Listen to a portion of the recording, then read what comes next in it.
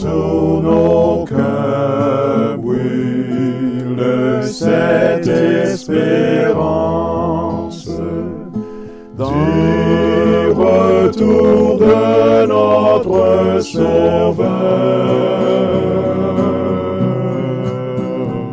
Différents faits divers nous interpellent et nous incitent à la réflexion.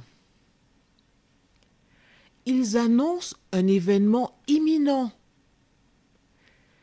et d'une grande importance. Mais comment l'analyser? En écoutant Jean-Claude qui, à la lumière de la Bible, t'accompagnera et te permettra d'être prête, d'être prêt pour le retour de Jésus. Note que les éditions spéciales sont disponibles sur YouTube. Quelle est la réponse 2? Le 2, c'est le chiffre. Je te salue fraternellement en Jésus-Christ, le Sauveur du monde.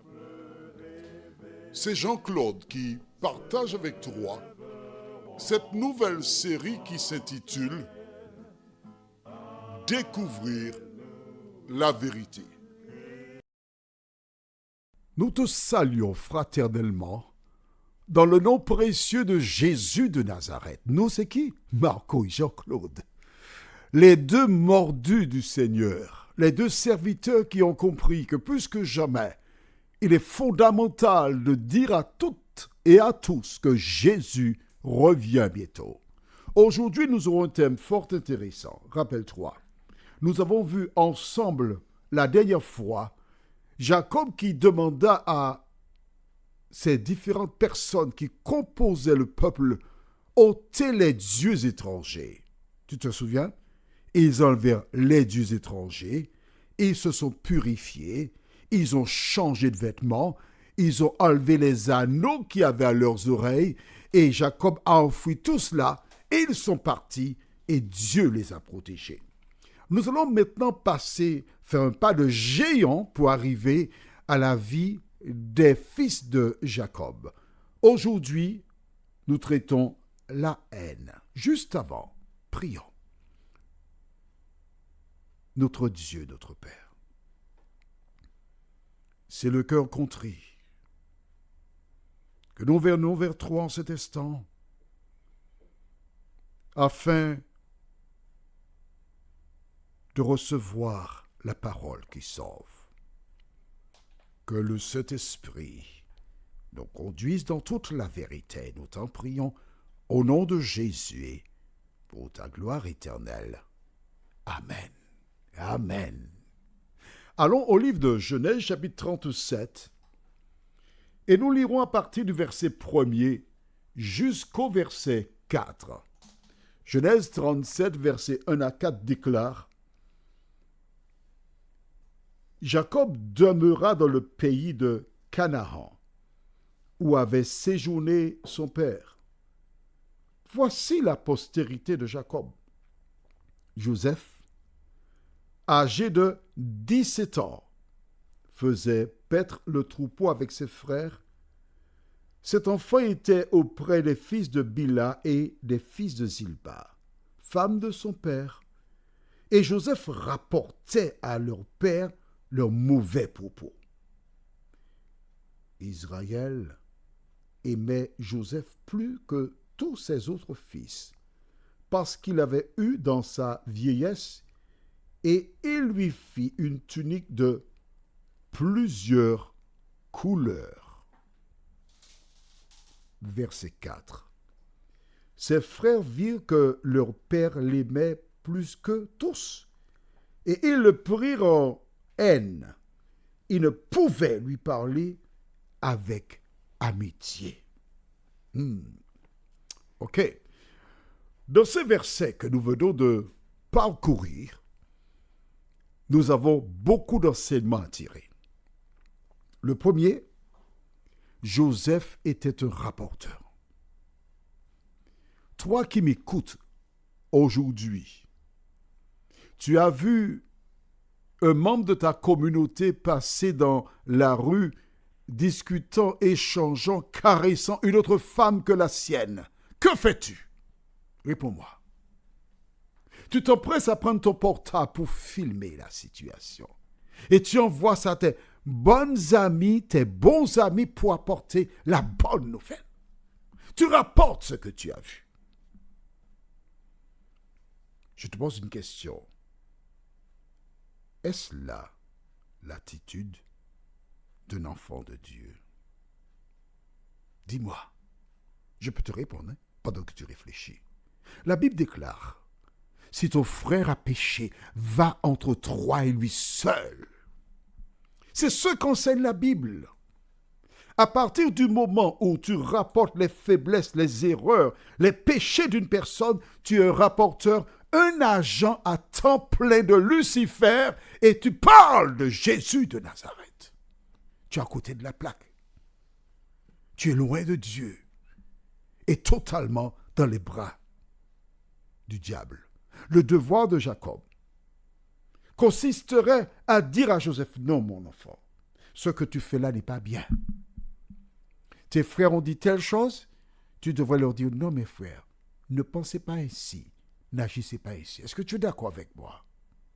Non, ça c'est ton problème. Et moi je te dis ce qui vient de la parole de Dieu. Penses-tu que lorsque tu as été rapporté sur quelqu'un, et quand cette personne apprend que tu as rapporté sur elle, est-ce que tu penses que tu vas développer l'amour de Jésus dans son cœur? C'est ça la question. Non, tu l'as scandalisé. Tu l'as blessé. L'accusateur des frères, c'est qui? Le diable. Deuxièmement, Jacob préférait Joseph. Et là, je m'adresse à toutes les personnes qui ont un enfant qu'ils préfèrent. Il faut arrêter cette affaire. Car l'enfant que tu as mis au monde, elle ne t'a pas demandé à venir au monde. C'est toi qui l'as conçu dans ton sein. Il est né avec des éléments qui proviennent de son arrière-grand-père, de son grand-père, de son aïeul. Mais c'est ton enfant. Si tu es un enfant de Dieu, si tu as la crainte de l'Éternel, tu ne peux pas préférer un enfant à un autre. Tu dois aimer tous tes enfants de la même manière. Souvent, des personnes en stade terminal vont privilégier un enfant et enlever à d'autres ce qu'ils devraient avoir de manière légitime. Dis-moi, quand tu seras mort, quel type de relation tes enfants auront-ils? C'est tout ce que tu leur laisses? C'est tout ce que tu leur laisses, une vie où l'un en voudra à l'autre, l'un reprochera à l'autre d'avoir profité, c'est ce que tu veux? Mais comment penses-tu que tu seras sauvé en créant de tels problèmes? Tu réfléchis? Je t'invite à cesser de réfléchir et d'agir. Aime tous tes enfants de la même manière. Alors pourquoi Jacob préférait Joseph? Parce qu'en fait, il a été piégé. Tu te rappelles? Son beau-père Laban lui a imposé Léa et 2 autres servantes, alors que son cœur ne battait que pour Rachel. Mais les autres fils, c'est pas de leur faute. Quels que soient les antécédents, tu dois aimer tous tes enfants de la même manière. Et pour corser l'affaire, rappelle-toi que Joseph est l'avant-dernier. Le dernier, c'est Benjamin. Les autres sont plus grands. Ce sont les autres qui, dès le départ, étaient dans les champs avec les animaux. Dès le départ, ce sont eux qui ont permis aux troupeaux de fructifier et de permettre à Jacob de devenir de plus en plus riche. Alors, si tu ne peux pas acheter la même paire de chaussures pour tous tes enfants, n'achète pas une pour celui que tu préfères. Est-ce que tu as entendu ce que je t'ai dit? Tu as 5 enfants, tu achètes 5 paires de chaussures, on pourra dire c'est une équipe de football, se moquer d'eux, mais nul ne pourra dire maman, papa acheté une plus belle paire de chaussures pour X ou pour Z. Non, n'a pareil. Et l'attitude de Jacob, qu'est-ce que ça a fait? Eh bien, ça a incité les frères à avoir de la haine pour Joseph. En fait, c'est ce que la Bible dit.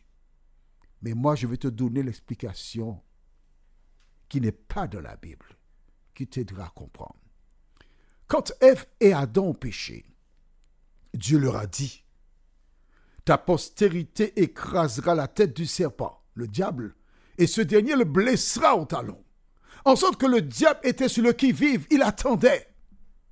Et à partir du moment où Jacob, le descendant par lequel Jésus devait naître,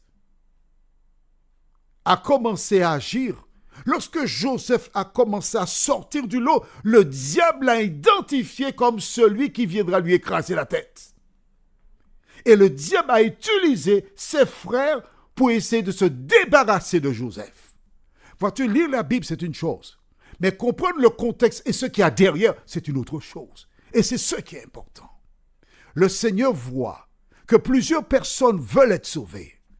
Il les emmène dans son temple. Mais le diable a ses agents dans le même temple. Et le rôle des agents du diable consiste à décourager celles et ceux qui font des efforts pour être sauvés. Dans quelle catégorie es-tu? Les enfants de Dieu ou les agents du diable? Prions. Notre Seigneur et notre Dieu. Jacob, en exprimant son amour, était à milieu d'imaginer les dégâts que cela causerait à sa famille et à lui-même. Seigneur, de nous aider à aimer tous nos enfants, de ne pas préférer l'un ou l'une par rapport aux autres, à leur dire que nous les aimons, à le démontrer et à laisser des enfants unis qui s'entretiennent et sont solidaires. Merci Seigneur de nous garder. Au nom de Jésus et pour ta gloire éternelle. Amen.